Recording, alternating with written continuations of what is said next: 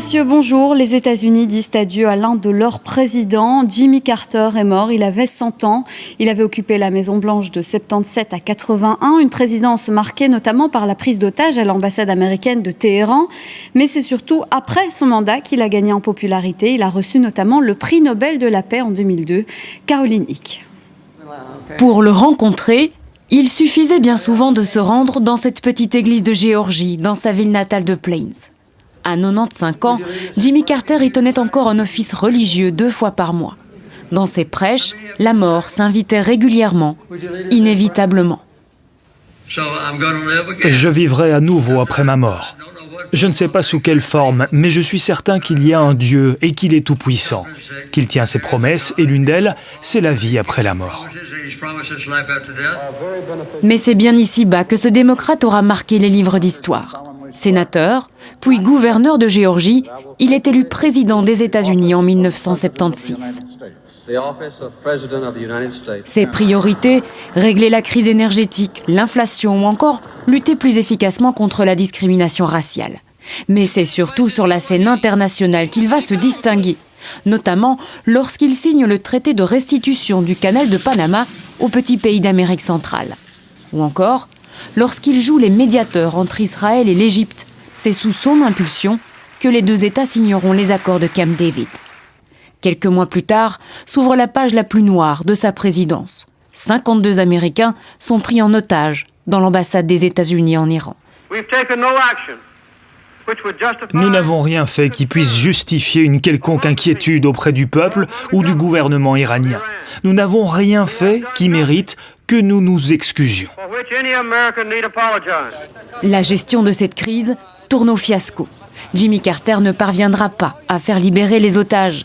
Dans la foulée, en 1980, il n'est pas réélu à la présidence des États-Unis. Il est battu par le républicain Ronald Reagan. Les otages seront libérés le jour même de l'investiture du nouveau président. Alors que d'autres s'accorderaient une retraite bien méritée, Jimmy Carter continue, lui, à parcourir le monde avec sa casquette de médiateur. Il intervient notamment à Haïti, en Corée du Nord et en Bosnie. En 2002, il reçoit le prix Nobel de la paix. Mais il revient toujours en Géorgie, où l'infatigable ex-président a créé sa fondation dédiée aux droits de l'homme et à la santé. Tout récemment, avec son épouse depuis 73 ans, il aidait encore à construire des logements pour les plus démunis.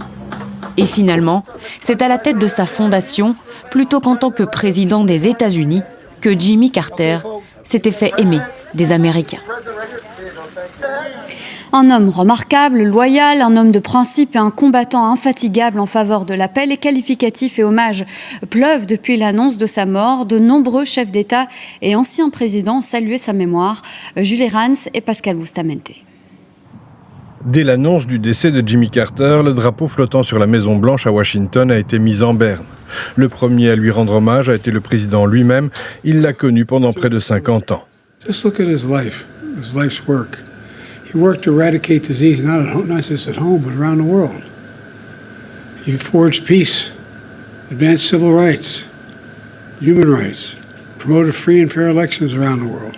À New York, l'Empire State Building a été éclairé en hommage aux disparus. Les présidents Bill Clinton, George Bush, Barack Obama, le président élu Donald Trump se sont exprimés sur les réseaux sociaux. L'enseigne de sa fondation Atlanta a été fleurie. Les réactions sont venues du monde entier, mais c'est dans sa ville natale, Plains, en Géorgie, que ses concitoyens les plus proches ont célébré sa mémoire. Are you aware of everything he's done for the African continent as far as wiping out the guinea worm disease? Monitoring elections, humanitarian things, Habitat for Humanity, helping people anywhere they might need help. His number one goal was never getting wealthy, it was helping people. Humble and honest. Those are the first 2. Yeah, I think I'll leave it there. I maybe would say loving and devoted. Jimmy Carter, décédé à l'âge de 100 ans, est le président des États-Unis qui a vécu le plus longtemps. Un seul mandat, mais une renommée incluant un prix Nobel de la paix en 2002. Un jour de deuil national lui sera consacré le 9 janvier prochain.